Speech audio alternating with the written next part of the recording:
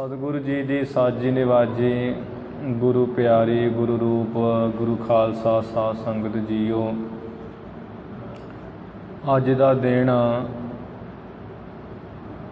बहुत ही खालसा पंथ वास्ते गुरु नानक नाम लेवा संगत वास्ते महान पवित्र दिहाड़ा है। अज के दिन जो सतगुरु नानक देव महाराज सच्चे पातशाह जी ने सिक्खी का मुੱਢ रखिया सी, उसनूं कायम करते हुए सदा वास्ते श्री गुरु गोबिंद सिंह महाराज जी ने खालसा पंथ की साजना की। अज खालसा पंथ की स्थापना का पवित्र दिहाड़ा है। आप गुरु की संगतां नूं खालसा दिवस दियां खालसा पंथ स्थापना दियां बेअंत बेअंत वधाइयां होण।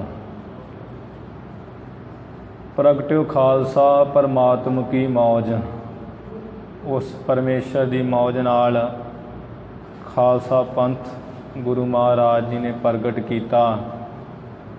खालसा मेरो सतगुर पूरा, तो गुरु जी ने खालसे की महिमा विच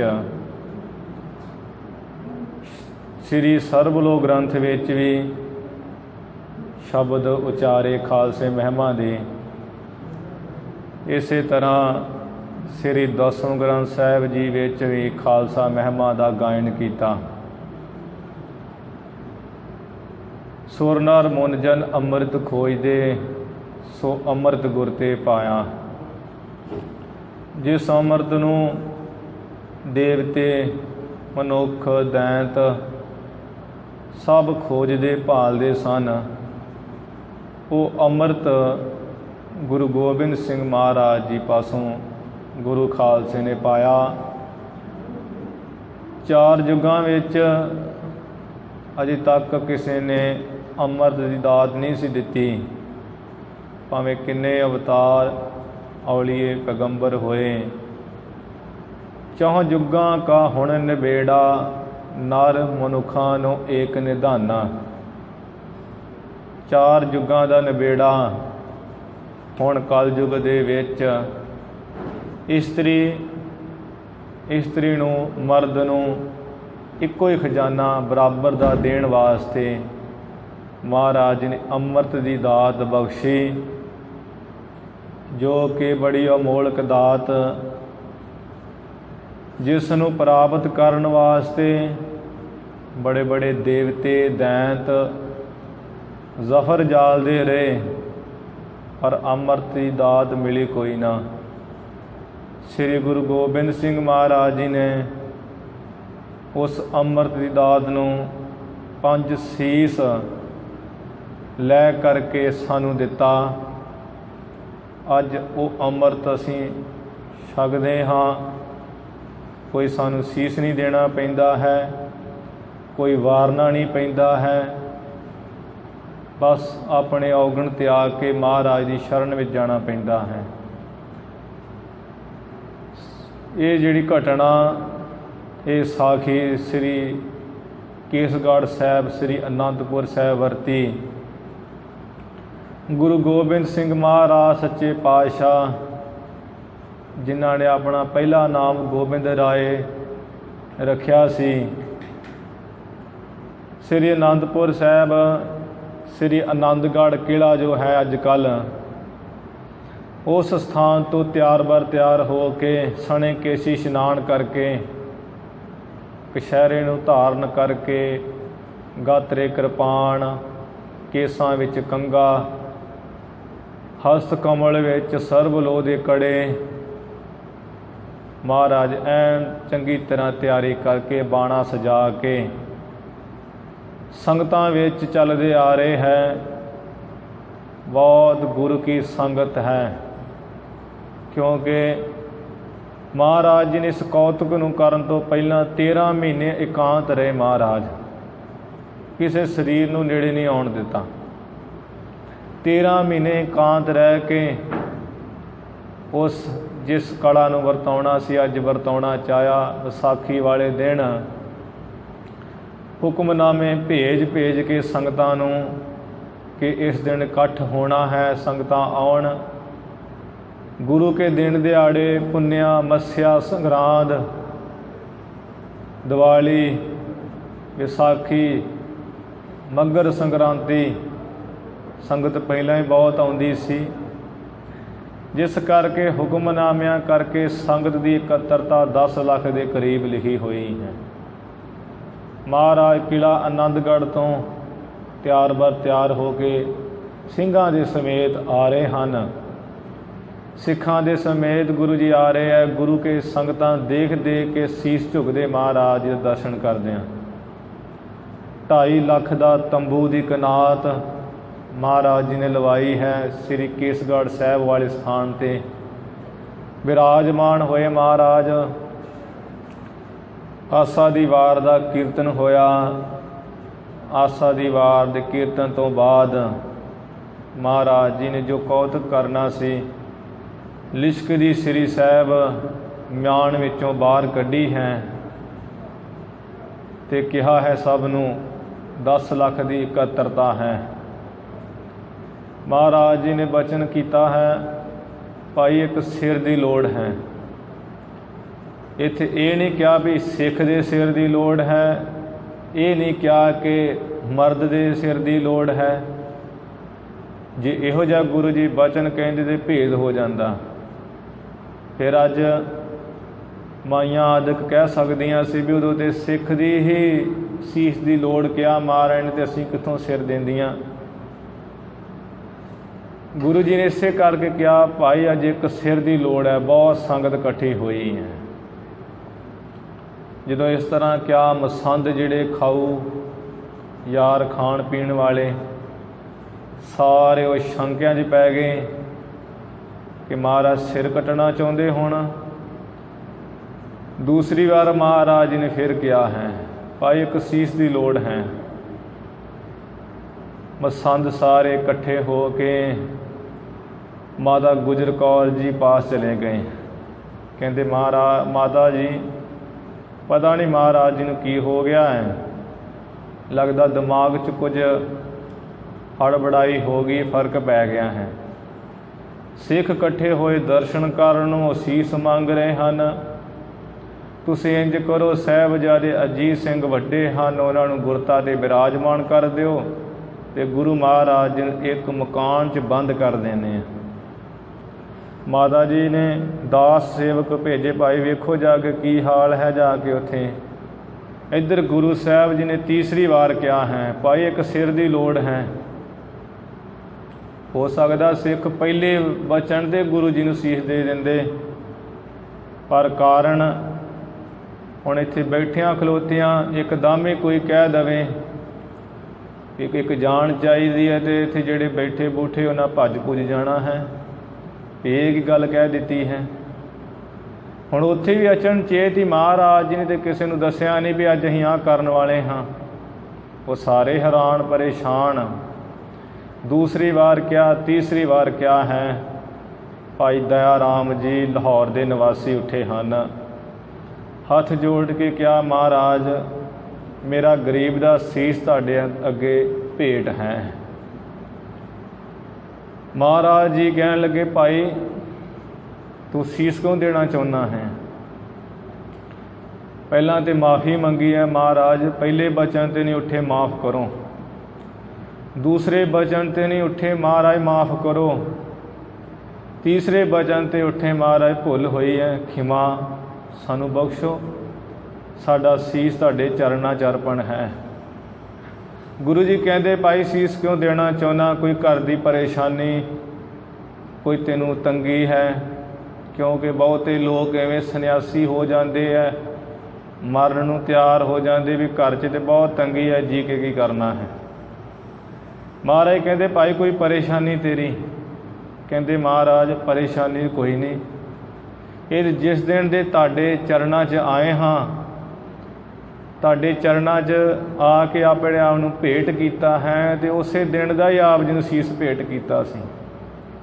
ਭੁੱਲ ਇਹੀ ਹੋਈ ਹੈ ਕਿ ਤੀਸਰੇ ਬਚਨ 'ਤੇ ਉੱਠੇ ਹਾਂ, ਤੁਹਾਡੇ ਚਰਨਾਂ 'ਚ ਮਹਾਰਾਜ ਸਾਡਾ ਸੀਸ ਹੈ। ਜਦੋਂ ਇਵੇਂ ਭਾਈ ਦਇਆ ਰਾਮ ਜੀ ਨੇ ਕਿਹਾ, ਜੋ ਲਾਹੌਰ ਦੇ ਨਿਵਾਸੀ, ਤੇ ਗੁਰੂ ਸਾਹਿਬ ਜੀ ਤੰਬੂ ਵਿੱਚ ਲੈ ਗਏ ਤੇ ਧੜ ਤੋਂ ਜੁਦਾ ਸੀਸ ਕਰ ਦਿੱਤਾ।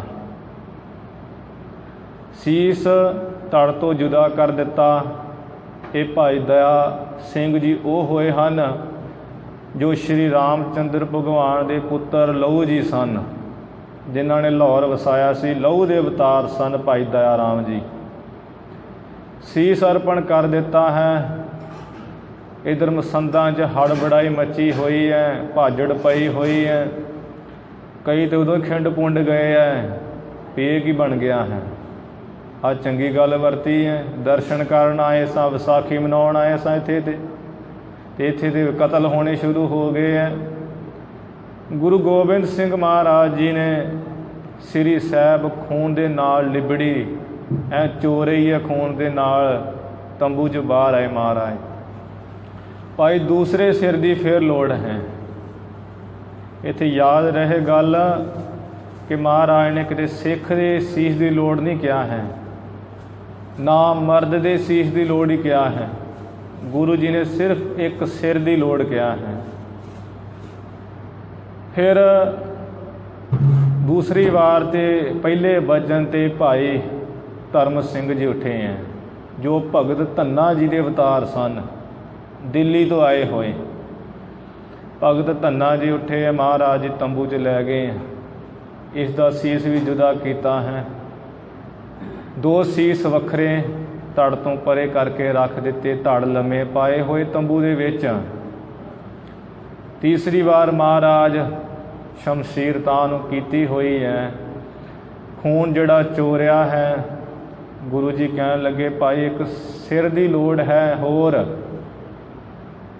ਜਿਉਂ-ਜਿਉਂ ਗੁਰੂ ਜੀ ਕਹਿੰਦੇ ਹੈ, ਜਿਹੜੇ ਕੋਈ ਠੁਣਕਿਆਂ ਵਾਲੇ ਹੈ, ਖਾਣ ਪੀਣ ਦੇ ਯਾਰ, ਉਹ ਤੇ ਨੱਠਦੇ ਜਾ ਰਹੇ ਹਨ। ਜਿਵੇਂ ਅੱਜ ਕੱਲ੍ਹ ਬਹੁਤ ਖਾਣ ਪੀਣ ਦੇ ਹੀ ਹਨ। ਤੀਸਰੀ ਵਾਰ ਕਿਹਾ, ਭਾਈ ਹਿੰਮਤ ਸਿੰਘ ਜੀ ਉੱਠੇ, ਜਗਨਨਾਥਪੁਰੀ ਦੇ, ਜੋ ਫੰਦਕ ਦੇ ਅਵਤਾਰ ਤੇ ਜੋ ਪਰਮੇਸ਼ਰ ਨੇ ਆਪਣਾ ਚਤੁਰਭੁਜੀ ਸਰੂਪ ਬਣਾ ਕੇ, ਪੰਛੀ ਦਾ ਰੂਪ ਬਣਾ ਕੇ ਤੇ ਆਪਣੇ ਆਪ ਨੂੰ ਹੱਥਾਂ ਵਿੱਚ ਦਿੱਤਾ ਸੀ ਚੰਦਰਕ ਮੁਨੀ ਦੀ ਇੱਛਾ ਪੂਰੀ ਕਰਨ ਵਾਸਤੇ। ਭਾਈ ਹਿੰਮਤ ਰਾਏ ਜੀ ਉੱਠੇ ਹੈ, ਕਹਿੰਦੇ ਮਹਾਰਾਜ ਇਹ ਸੀਸ ਆਪ ਜੀ ਦੇ ਚਰਨਾਂ ਵਿੱਚ ਭੇਟਾ ਹੈ। ਸੀਸ ਅੰਦਰ ਗੁਰੂ ਜੀ ਲੈ ਕੇ ਗਏ ਹੈ। ਭਾਈ ਹਿੰਮਤ ਜੀ ਨੂੰ ਅੰਦਰ ਜਾ ਕੇ ਸੀਸ ਕੱਟ ਦਿੱਤਾ ਹੈ। ਚੌਥੀ ਵਾਰ ਆਏ, ਚੌਥੀ ਵਾਰ ਫਿਰ ਉਹੀ ਬਚਨ, ਭਾਈ ਇੱਕ ਸਿਰ ਦੀ ਲੋੜ ਹੈ। ਭਾਈ ਮੋਹਕਮ ਸਿੰਘ ਜੀ ਉੱਠੇ ਹਨ, ਜੋ ਕਿ ਭਾਈ ਮੋਹਕਮ ਸਿੰਘ ਜੀ ਇਹ ਭਗਤ ਨਾਮਦੇਵ ਜੀ ਦੇ ਅਵਤਾਰ ਦਵਾਰਕਾ ਨਗਰੀ ਤੋਂ ਆਏ ਸਨ। ਚੌਥਾ ਸੀਸ ਭਾਈ ਮੋਹਕਮ ਸਿੰਘ ਜੀ ਨੇ ਦਿੱਤਾ, ਜਿਨ੍ਹਾਂ ਦਾ ਨਾਮ ਮੋਹਕਮ ਚੰਦ ਸੀ। ਪੰਜਵੇਂ ਭਾਈ ਸਾਹਿਬ ਚੰਦ ਜੀ ਨੇ ਸੀਸ ਦਿੱਤਾ, ਜੋ ਭਗਤ ਸੈਣ ਜੀ ਦੇ ਅਵਤਾਰ ਹੋਏ ਹੈ। ਇਵੇਂ ਭਗਤ ਜੋ ਪੁਰਾਣੇ, ਜਿਨ੍ਹਾਂ ਦੇ ਪਰਮੇਸ਼ਰ ਨੇ ਆਪ ਕੰਮ ਸਵਾਰੇ, ਭਗਤ ਨਾਮਦੇਵ ਦਾ ਛੱਪਰ ਬੰਨਿਆ, ਗਊ ਜਿਉਂਦੀ ਕੀਤੀ, ਅੱਜ ਉਹ ਸੀਸ ਲੈਣ ਦੇ ਦੇਣ ਆਏ। ਤੇ ਪਰਮੇਸ਼ਰ ਨੇ ਗੁਰੂ ਗੋਬਿੰਦ ਸਿੰਘ ਮਹਾਰਾਜ ਜੀ ਨੇ ਆਪਣਾ ਅਵਤਾਰ ਧਾਰਨ ਕਰਕੇ 10ਵਾਂ ਜਾਮਾ ਤੇ 5 ਸੀਸ ਤੰਬੂ ਦੇ ਵਿੱਚ ਜਾ ਕੇ ਵੱਖਰੇ ਧੜ ਤੋਂ ਕਰਕੇ, ਧੜ ਵੱਖਰੇ ਰੱਖੇ ਹੈ, ਸੀਸ ਵੱਖਰੇ ਰੱਖੇ ਹਨ। ਫਿਰ ਮਹਾਰਾਜ ਜੀ ਨੇ ਉਸ ਵਕਤ ਜੋ ਕੌਤਕ ਕਰਨਾ ਸੀ, ਬਾਹਰ ਤੇ ਗੱਲਾਂ ਬਾਤਾਂ ਹੋ ਰਹੀਆਂ, ਅੱਜ ਗੁਰੂ ਜੀ ਨੂੰ ਪਤਾ ਨਹੀਂ ਕੀ ਹੋ ਗਿਆ ਹੈ, ਇਹ ਤੇ ਨਿਰਦਈਪੁਣਾ ਹੈ, ਇਸ ਤਰ੍ਹਾਂ ਨਹੀਂ ਚਾਹੀਦਾ, ਸ਼ਾਂਤ ਰਹਿਣਾ ਚਾਹੀਦਾ ਹੈ। ਲੋਕ ਬੜੀਆਂ ਗੱਲਾਂ ਕਰ ਰਹੇ ਹਨ। ਮਸੰਦ ਉਹਨਾਂ ਨੂੰ ਹਲਚਲ ਮੱਚੀ ਹੋਈ ਹੈ, ਪਰ ਗੁਰੂ ਦੀ ਮੌਜ ਗੁਰੂ ਜਾਣੇ। ਤੰਬੂ ਦੇ ਵਿੱਚ ਮਹਾਰਾਜ ਨੇ ਖੰਡੇ ਬਾਟੇ ਦਾ ਅੰਮ੍ਰਿਤ ਤਿਆਰ ਕੀਤਾ, ਆਪਣੇ ਆਪ ਇਕੱਲਿਆਂ ਤਿਆਰ ਕਰਕੇ 5 ਬਾਣੀਆਂ ਪੜੀਆਂ ਹੈ। ਵੀਰ ਆਸਣ ਲਾ ਕੇ, ਨੇਤਰ ਜਿਹੜੇ ਆ ਜਲ ਵਿੱਚ ਟਿਕਾ ਕੇ 5 ਬਾਣੀਆਂ ਸੰਪੂਰਨ ਪੜੀਆਂ ਹੈ। ਸ੍ਰੀ ਜਪਜੀ ਸਾਹਿਬ, ਸ੍ਰੀ ਜਾਪ ਸਾਹਿਬ, ਤੈ ਪ੍ਰਸਾਦ ਸਵਈਏ, ਚੌਪਈ ਸਾਹਿਬ, ਆਨੰਦ ਸਾਹਿਬ, 5 ਬਾਣੀਆਂ ਪੜ੍ਹ ਕੇ ਮਹਾਰਾਜ ਨੇ ਅੰਮ੍ਰਿਤ ਤਿਆਰ ਕੀਤਾ। ਪੰਜਾਂ ਦੇ ਉੱਪਰ ਉਸੇ ਅੰਮ੍ਰਿਤ ਨੂੰ ਛਿੜਕਿਆ ਹੈ, ਸੁਰਜੀਤ ਕੀਤੇ ਹੈ। ਪਹਿਲਾਂ ਸੀਸ ਧੜ ਦੇ ਨਾਲ ਜੋੜ ਕੇ, ਕਈ ਤੇ ਵਿਦਵਾਨ ਕਮਾਈ ਵਾਲੇ ਇਵੇਂ ਦੱਸਦੇ ਵੀ ਇੱਕ ਦੂਸਰੇ ਦੇ ਸਰੀਰ ਦੇ ਉੱਪਰ ਦੂਸਰੇ ਦਾ ਇੱਕ ਦੂਸਰੇ ਦਾ ਜਿਹੜਾ ਧੜ ਲਾਇਆ ਹੈ, ਭੇਦ ਨਹੀਂ ਰਹਿਣ ਦਿੱਤਾ ਹੈ, ਫਰਕ ਨਹੀਂ ਰਹਿਣ ਦਿੱਤਾ ਹੈ। ਸੀਸ ਜੋੜ ਕੇ ਤੇ ਗੁਰੂ ਮਹਾਰਾਜ ਜੀ ਨੇ ਅੰਮ੍ਰਿਤ ਦਾ ਛਿੜਕਾ ਦੇ ਕੇ ਉਹ ਸੁਰਜੀਤ ਕੀਤੇ ਸਵਾਸ ਪਾ ਦਿੱਤੇ हैं। ਅੱਜ ਜਿਹੜੇ ਲੋਕ ਗੱਲਾਂ ਕਰਦੇ ਵੀ ਇਹ ਤੇ ਨਿਰਾ ਹੀ ਝੂਠ ਹੈ, ਉਹਨਾਂ ਨੂੰ, ਨਿਸ਼ਰਦਕਾਂ ਨੂੰ, ਮੂਰਖ ਗਿਆਨੀਆਂ ਨੂੰ ਹੀ ਪੁੱਛਦੇ ਹਾਂ, ਚੁੰਚ ਗਿਆਨੀਆਂ ਨੂੰ, ਕਿ ਇਮਾਮ ਹਸਨ ਹੁਸੈਨ ਹੋਏ ਹੈ ਮੁਹੰਮਦ ਸਾਹਿਬ ਜੀ ਦੇ ਵਿੱਚੋਂ, ਉਹਨਾਂ ਦੇ ਦੋਹਤੇ, ਉਹਨਾਂ ਦਾ ਸੀਸ ਵੱਢਿਆ ਸੀ। ਅਤੇ ਜਦੋਂ ਉਹਨਾਂ ਦਾ ਸੀਸ ਵੱਢਿਆ ਸੀ, ਉਹ ਵੱਢੇ ਹੋਏ ਸੀਸ ਕੁਰਾਨ ਪੜ੍ਹਦਾ ਸੀ। ਅਤੇ ਉੱਧਰ ਇੱਕ ਜੋ ਫਕੀਰ ਜਿਹਦੇ 7 ਪੁੱਤਰ ਜਿਹਨੂੰ ਬਖਸ਼ੇ ਸੀ, ਉਹਨੇ ਆਪਣੇ 7 ਪੁੱਤਰਾਂ ਦੇ ਸੀਸ ਹੀ ਵੱਢ ਕੇ ਅਤੇ ਇਮਾਮ ਹੁਸੈਨ ਦਾ ਸਿਰ ਆਪਣੇ ਘਰ ਵਿੱਚ ਰੱਖਿਆ ਵੀ ਮੈਂ ਸਿਪਾਹੀਆਂ ਨੂੰ ਇਹੀ ਦੇ ਦੇਵਾਂ ਅਤੇ ਮੈਂ ਆਪਣੇ ਪੀਰ ਦਾ ਸੀਸ ਆਪਣੇ ਘਰ ਰੱਖਾਂ।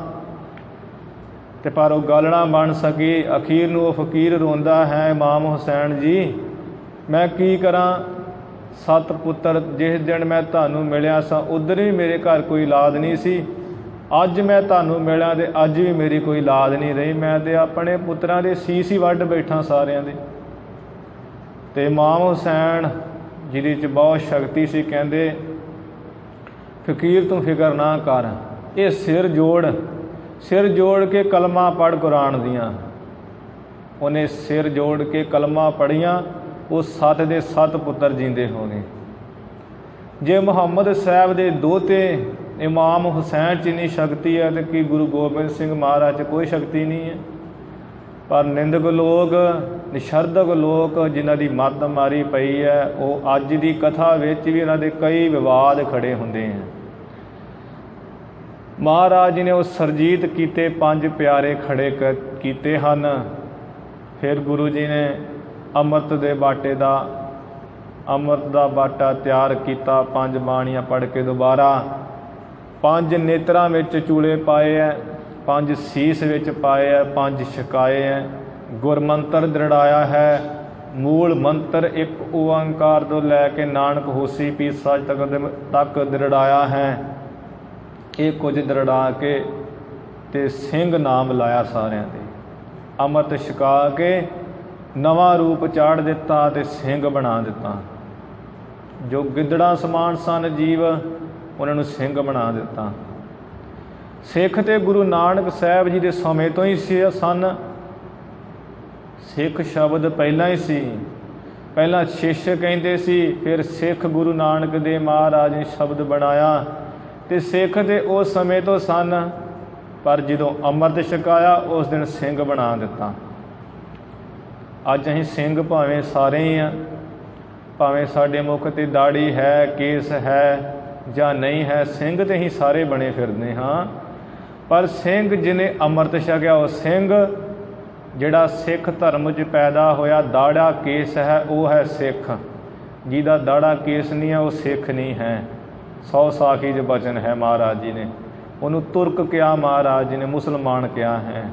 ਬਾਕੀ ਕੋਈ ਜਿੰਨਾ ਮਰਜ਼ੀ ਲੜੀ ਭਿੜੀ ਜਾਵੇ ਵੀ ਤੂੰ ਹੀ ਇਕੱਲਾ ਸਿੱਖ ਰਹਿ ਗਿਆ ਹੈ, ਉਹ ਤਾਂ ਲੋਕਾਂ ਦੀਆਂ ਕਪੋਲ ਕਲਪਨਾ ਹੈ, ਹੁਜਤਬਾਜ਼ੀ ਹੈ। ਜੋ ਗੁਰੂ ਦੇ ਬਚਨ ਅਸੀਂ ਤਾਂ ਉਹੀ ਕਹਿ ਰਹੇ ਹਾਂ। 5 ਸਿੰਘਾਂ ਨੂੰ ਤਿਆਰ ਕੀਤਾ ਮਹਾਰਾਜ ਜੀ ਨੇ। ਫਿਰ ਆਪ ਮਹਾਰਾਜ ਜੀ ਤਿਆਰ ਕਰਕੇ ਸਿੰਘਾਂ ਨੂੰ ਹੱਥ ਜੋੜ ਕੇ 5 ਪਿਆਰਿਆਂ ਅੱਗੇ ਖੜ੍ਹੇ ਹੋ ਗਏ। ਬਾਹਰ ਸੰਗਤ ਹੈ, ਤੰਬੂ ਵਿੱਚ ਗੁਰੂ ਜੀ ਇਹ ਮਹਿਮਾ ਕਰ ਰਹੇ ਹਨ। ਅਤੇ ਗੁਰੂ ਜੀ ਨੇ ਹੱਥ ਜੋੜ ਕੇ ਬੈਠ ਕੇ ਕਿਹਾ, ਭਾਈ 5 ਪਿਆਰਿਓ ਤੁਸੀਂ ਸਾਨੂੰ ਅੰਮ੍ਰਿਤ ਛਕਾਓ ਅੱਜ।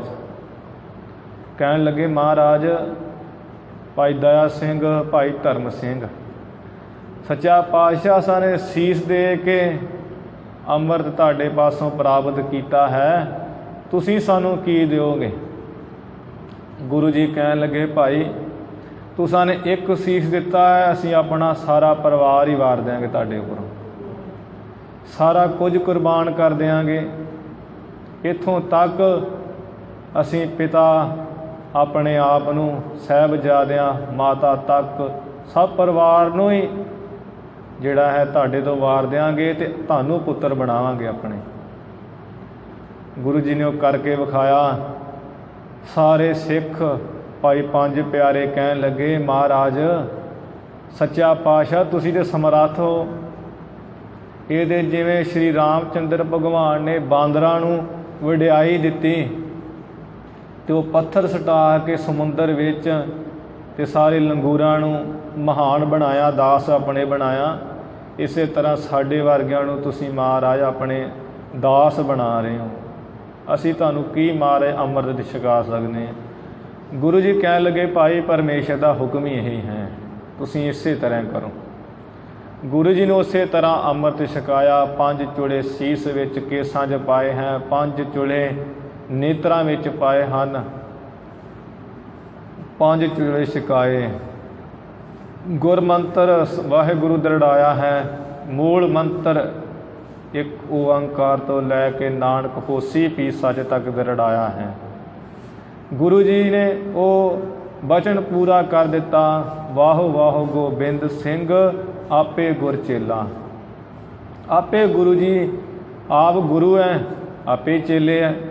ਪਹਿਲਾਂ ਗੁਰੂ ਸਨ ਅਤੇ ਅੰਮ੍ਰਿਤ ਆਪ ਛਕਾਇਆ, ਉਦੋਂ ਗੁਰੂ ਸਨ, ਫਿਰ ਚੇਲੇ ਬਣ ਕੇ ਬੈਠ ਕੇ ਛਕਿਆ ਮਹਾਰਾਜ ਜੀ ਨੇ। ਜੋ ਗੁਰੂ ਪਰਮਾਤਮਾ ਹੈ, ਜਿਸ ਗੁਰੂ ਨੂੰ ਕੋਈ ਅੰਮ੍ਰਿਤ ਛਕਣ ਦੀ ਜ਼ਰੂਰਤ ਨਹੀਂ, ਜੋ ਗੁਰੂ ਆਪ ਅੰਮ੍ਰਿਤ ਤਿਆਰ ਕਰਨ ਵਾਲੇ ਹਨ, ਉਹਨਾਂ ਨੇ ਆਪ ਅੰਮ੍ਰਿਤ ਛਕਿਆ। ਅਤੇ ਸਤਿਗੁਰੂ ਜੀ ਨੇ ਖਾਲਸਾ ਪੰਥ ਦੀ ਸਾਜਨਾ ਕਰ ਦਿੱਤੀ। ਅੱਜ ਬਹੁਤ ਜਥੇਬੰਦੀਆਂ 'ਚ ਵੀ ਇਸ ਗੱਲ ਦੀ ਹੈ ਕਿ ਜਦੋਂ ਅੰਮ੍ਰਿਤ ਤਿਆਰ ਕੀਤਾ ਸੀ, ਮਾਤਾ ਜੀਤ ਕੌਰ ਜੀ ਨੇ ਪਤਾਸੇ ਪਾਏ ਸਨ, ਪਰ ਇੱਕ ਪੋਥੀ ਵਿੱਚ ਲਿਖਿਆ ਹੈ ਕਿ ਮਾਤਾ ਸਾਹਿਬ ਕੌਰ ਜੀ ਨੇ ਪਤਾਸੇ ਪਾਏ ਹੈ। ਕਿਉਂਕਿ ਅਸੀਂ ਸ੍ਰੀ ਗੁਰ ਪ੍ਰਤਾਪ ਸੂਝ ਗ੍ਰੰਥ ਦੀ ਕਥਾ ਨਾਲ ਚੱਲਦੇ ਹਾਂ ਕਿਤੇ ਕਿਤੇ, ਪਰ ਕਿਤੇ ਕਿਤੇ ਜਿਹੜੇ ਸੰਪਰਦਾਇ ਮਹਾਂਪੁਰਸ਼ ਉਹਨਾਂ ਦੀ ਖੋਜ ਉੱਪਰ ਵੀ ਹੈ, ਉੱਤੇ ਵੀ ਹੈ। ਇੱਕ ਭਾਈ ਚੰਦਾ ਜੀ ਹੋਏ ਹੈ, ਭਾਈ ਚੰਦਾ ਸਿੰਘ ਜੀ ਫਿਰੋਜ਼ਪੁਰੀਏ, ਉਹਨਾਂ ਨੇ ਜਿਹੜੀ ਤਵਾਰੀਖ ਲਿਖੀ ਹੈ, ਉਹ ਤਵਾਰੀਖ ਵਿੱਚ ਸਾਹਿਬਜ਼ਾਦਿਆਂ ਦਾ, ਮਾਤਾ ਜੀ ਦੇ ਇਵੇਂ ਲਿਖਿਆਂ ਦਾ ਉਹ ਸਭ ਦਿੱਤਾ ਹੋਇਆ ਤਵਾਰੀਖ 'ਚ ਵੀ ਮਾਤਾ ਸਾਹਿਬ ਕੌਰ, ਮਾਤਾ ਜੀਤ ਕੌਰ ਸਭ ਨੇ ਅੰਮ੍ਰਿਤ ਛਕੇ ਹੈ। ਮਾਤਾ ਗੁਜਰ ਕੌਰ ਜੀ ਹੋਣਾ ਨੇ ਵੀ ਛਕੇ ਹੈ। ਕਈ ਥਾਵਾਂ 'ਤੇ ਲਿਖਿਆ ਹੈ ਕਿ ਇਵੇਂ ਤਵਾਰੀਖ ਦਾ ਜਿਹੜੇ ਰਿਪੋਰਟਾਂ ਦੇਣ ਵਾਲੇ ਸਨ, ਸੂਹੀਏ ਲੋਕ, ਔਰੰਗਜ਼ੇਬ ਨੂੰ ਸੂਹ ਦਿੱਤੀ ਵੀ ਅੱਜ 20,000 ਲੋਕਾਂ ਨੇ ਗੁਰੂ ਗੋਬਿੰਦ ਸਿੰਘ ਜੀ ਪਾਸੋਂ ਐਸੀ ਕੋਈ ਚੀਜ਼ ਲੈ ਲਈ ਹੈ ਜਿਹਦੇ ਨਾਲ ਬੜੇ ਤਿਆਰ ਹੋ ਗਏ, ਫੌਜ ਤਿਆਰ ਹੋ ਗਈ।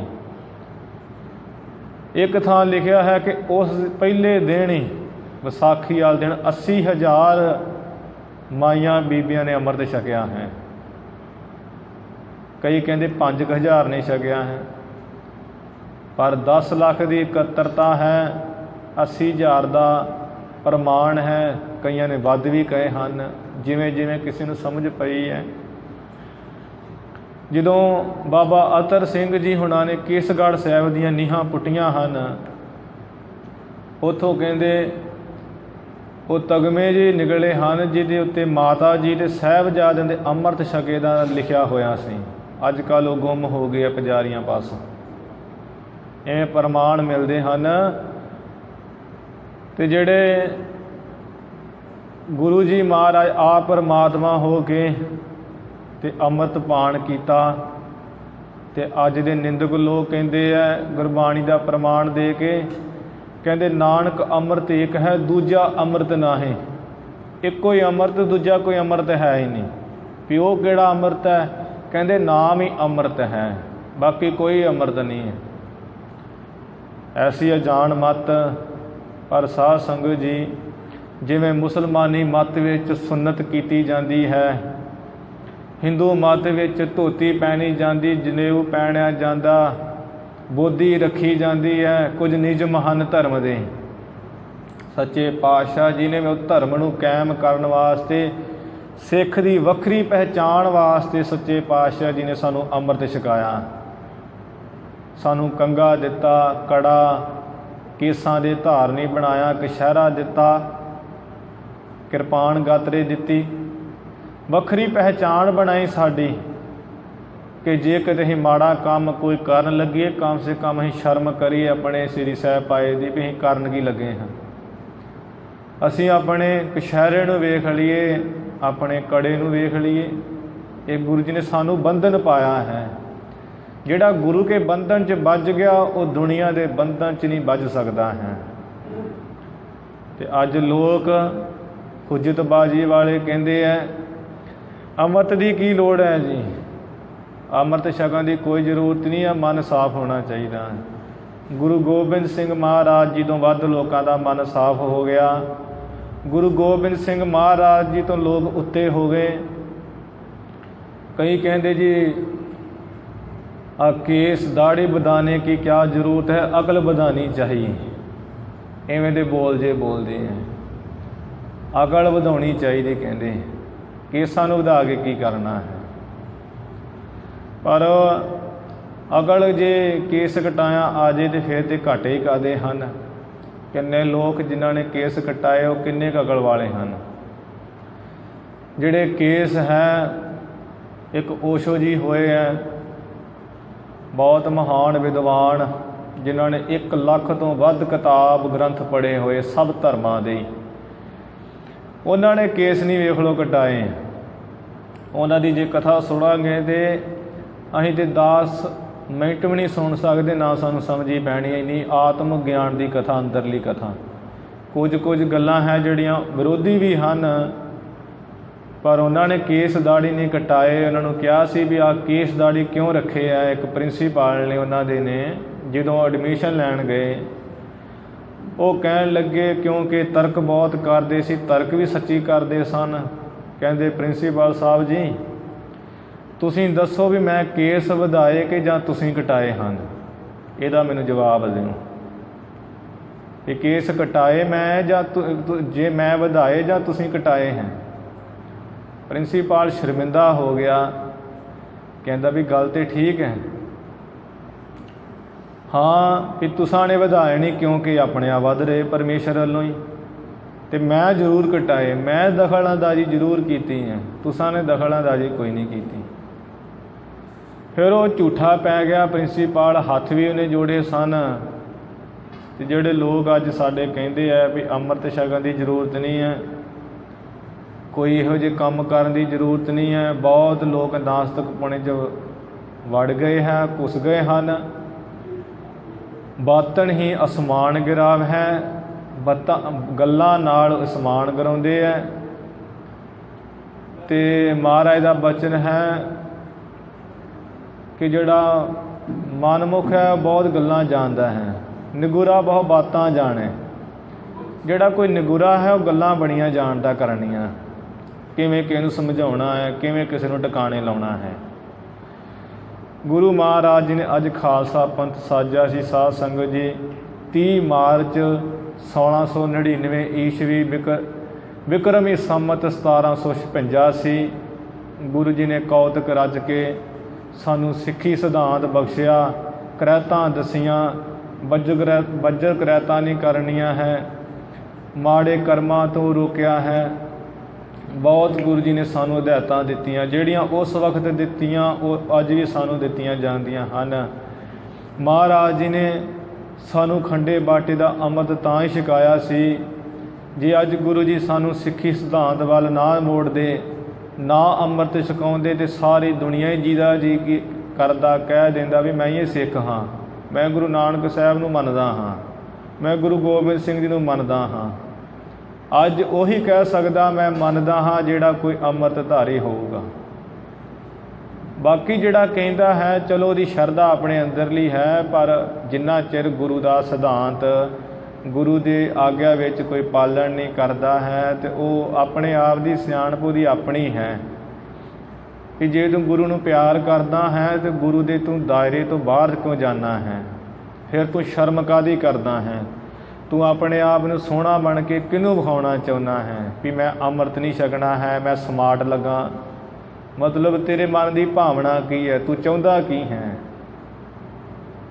इहो जिहियां जिहड़ियां गल्लां है ये महाराज ने सानू वखरी पहचान दिती है। साध संगत जी, गुरु जी का यह सानू बंधन है।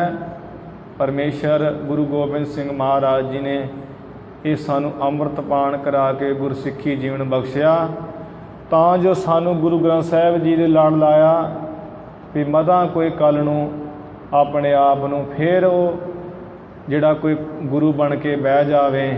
गुरु ग्रंथ साहिब जी की बाणी नाल जोड़िया, भाई इस गुरु ग्रंथ साहिब जी का आसरा लेना है। कोई भी अपना जिहड़ा है मुद्दा कोई अपना निपटाउणा है पंथ विच, ते पंज प्यारिਆਂ ਨੂੰ खड़िया करके गुरु ग्रंथ साहिब जी की हजूरी विच अरदास करके हुक्मनामा लैके उस हुक्म ते चलना है। पंज प्यारे पूरे तैयार बर तैयार होण, करैतीए बिल्कुल ना होण। ये नहीं भी जदों जी कीता पंज प्यारे बन के हुक्म कर दिता, अगले दिन पेंट पा लई तुरिया फिरे बाहर, कदी विआहां च कदी क्लबां च, ते पंज प्यारा बनया होवे। जिथे जी कीता ते अपनियां फोटोआं खिच खिच पाई जावे, बना बना के पेंट पोस्टर पा के। पंज प्यारे तैयार बर तैयार, गुरु दे सदा ही तत्पर, करैतां तो बचे होण, बाणे बाणी दे धारनी होण। वो पंज प्यारे सच्चे पातशाह जी ने साध संगत जी जो सानू एडी अमोलक दात दिती है। कि जदों अमृत छकाया जाता है वो कहा जाता भाई अज तो तू श्री आनंदपुर साहिब का वासी हो गया है। गुरु के लाहौर तेरे नानके हैं, माता पिता पिता गुरु गोबिंद सिंह जी महाराज, माता साहिब कौर जी हैं तेरे। ये सारा कुछ दसिया जाता, करैतां तो बच के रहना है। इन्ने जिहड़े महान दिन सतगुरु जी दे सन, जो दिनां नूं अज तक पंथ ने कदी अपने आप तो दूर नहीं सी कीता। किन्नी भी भीड़ बनती रही, समय समय नाल समय दियां सरकारां सिखां नाल वैर करदियां भी इन्हां दी शक्ति है, गुरु घर ये मत्था टेकण आउंदे है, इशनान करदे, इन्हां 'च शक्ति है, तो इन्हां नूं जिहड़ा खत्म करना चाहिए, इत्थे आउण नहीं देना चाहिए। पहरे ला छड्डे, पर गुरु के सिखां ने गुरु के दर्शन करते रहे, दिन मना जाते रहे, अपनियां जानां भी देंदे रहे। अज वो इन्ने महान जिहड़ा सतगुरु जी का दिहाड़ा सी, वो साडे लोकां दी घाट करके रह गया। कोई जो मर्जी आखे, इस गल पिछे कोई भी विरोधी हो जाए साडा, कह दे भी ये बहुत अपने आप च बनदे है चलाक, पर असीं कहने आ साध संगत जी, वो जिहड़े सिंह सन, मौत का डर उन्हां नूं उस दिन भी सी। उस दिन ते प्रताखी मौत सी भी जे जावांगे मत्था टेकण ते वड्डे जाना मारे जाना है। अज कोई गारंटी नहीं है भी किहड़ा मत्था टेकण गया वो मरदा कि नहीं मरदा है, पर असीं अपने आप ही पिछे हट गए हाँ। क्योंकि सारा इतिहास जिहड़े गुरु के सिख पढ़ते हैं, जां जिहड़े कोई ज्ञानी पुरुष है जिहड़े गुरु के आसरे रहण वाले हैं, वो पढ़ के वेख लैण पोथियां, इत्थे बह के वेख लैण, वो किते कढ के विखा देण ये गल कि गुरु के सिखां ने कदी किसी दी मन्नी है। गुरु के सिखां ने गुरु जी दी ही मन्नी है हमेशा। तो जिहड़ियां सरकारां हैं जां कोई भी है, वो गुरु के सिखां दे अधीन हो के रहे हैं। गुरु के सिख हुक्म कीता है, कदी मन्निया नहीं है। पर अज उस समय के हालातां नाल सारे शांत हैं। कोई नहीं चाहुंदा है भी असीं मर जाइए, सबनूं जान प्यारी है। जिहड़ा कोई गुरु का बहुता अपने आप नूं सिख खवाउंदा है, वो गुरु जी की हजूरी विच अरदास करके पंज प्यारे साहिबान खड़े करके प्रसाद तैयार करके अरदास करके हुक्मनामा लैके वेख ले भी गुरु जी का हुक्मनामा की आउंदा है, किस दे संबंध विच आउंदा है, दिन मनाउणा चाहिए कि जां नहीं मनाउणा चाहिए है, आपे पता लग जूगा। साडे अपने फैसले है, जो भी फैसले साडे नहीं मनाउणा जां मनाउणा वो साडे अपने फैसले हैं। गुरु महाराज जी कृपा कर सकते हैं। जिथे गुरु जी के दिनों में अज तक कदे विघन नहीं सी पिया, अज छोटी जी बीमारी करके सारे विघन पै गए है, सब कुछ ही बंद हो गया है। महाराज किरपा करन सानू भावना प्रेम शरधा बख्शण, जिस करके असीं गुरु की सिक्खी स्थान तो कदे ना थिड़कीए। महाराज की सिक्खी बड़ी अमोल है। गुरु के सिखा ने हमेशा ही जाना मारियां है। वक्त विचारे सो बंदा होए। गुरु के सिख उन्होंने यही वक्त विचारिया हमेशा भी हे नवाब सानू मरना मंजूर है, पर तेरे ते अधीन होना मंजूर नहीं है। तेरे वर्गे नूं असीं नहीं मनते। हाँ, जे ही वक्त विचारीए, वक्त विचारे का अर्थ यही है, कोई आके इत्थे हुणे मूँह दे उत्ते मारे गातरा लावे कि भी ला गातरा इत्थे तूं, तो असीं कह सकते हैं भी वक्त विचारना चाहिए है, जान बचाउणी चाहिए, गातरा ला देना चाहिए। जींदे रवांगे तो फिर छक लांगे, फिर असीं कह सकते हैं। पर जिन्हों गुरु की सिक्खी प्यारी है वो यही कहेगा कि गातरा तो मैं ला नहीं सकता, मर भावें मैं जावां। भगत नामदेव जी के माता जी कहते हैं, पुत्र तू अल्लाह कह दे, इहदे विच किहड़ी गल है, राम नूं ना कह, तेरी जान बच जाऊगी। घर जाके फिर राम कह लई, हुण इन्हां सामने तू अल्लाह कह, मन जा। महाराज कहते भगत नामदेव जी, माता तू मेरी माँ ही नहीं है, मेरी माँ हो के मैनू कह रही है भी अल्लाह कह दे ते राम ना कह। भावें कि भेद नहीं है कोई, पर मेरा जो धर्म है वो मैं छड्ड नहीं सकता हाँ, मैं अधीनगी वस नहीं हो सकता हाँ। ये भी सुनने विच आया है कि भगत नामदेव जी अपनी मर्जी नाल किते अल्लाह भी कह लेंदे सी, पर कहते माता हुण जिद की गल आई है, माता हुण धर्म की गल अड़ी की गल आई है, इस करके असीं अल्लाह नहीं कहांगे, राम ही कहांगे। वक्त विचारे सो बंदा होए। वक्त विचारना दे यही है, गुरु की प्रेमा भगती, गुरु की संगत, गुरु के चरणों में जुड़ना। वेखो वेखी असीं पिछे हट गए हाँ, हट रहे हैं, हटा रहे हैं। भावें कोई कुछ भी कहे इस गल पिछे, पर जो गुरु की सिक्ख्या है वो गुरु की ही सिक्ख्या है। गुरु चरणों च तुसीं हाज़री भर के अरदास करके हुक्मनामा 5 प्यारे खड़े करके लै लो। जे हुक्मनामा आ जाए तो फिर तो मनण योग है, फिर तो तुहाडी गल बिल्कुल ठीक है। जे नहीं आता है फिर आपां अपने फैसले करते हाँ। गुरु की सिक्खी का अज महान दिन है, जिथों खालसा पंथ की साजना स्थापना हुई।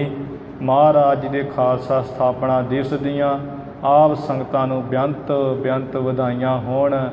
जिस गुरु जी ने यह खालसा पंथ नूं साज के ऐसा सानू स्वरूप दिता, गुरु के सिखां ने अपने परिवारां नूं शहीद करा दिता, अपने आप नूं शहीद करवा दिता। सब जिहड़ा है अपना आनंदपुर विच छड्ड दिता। साडे वास्ते सब कुछ गुरु जी ने वार दिता।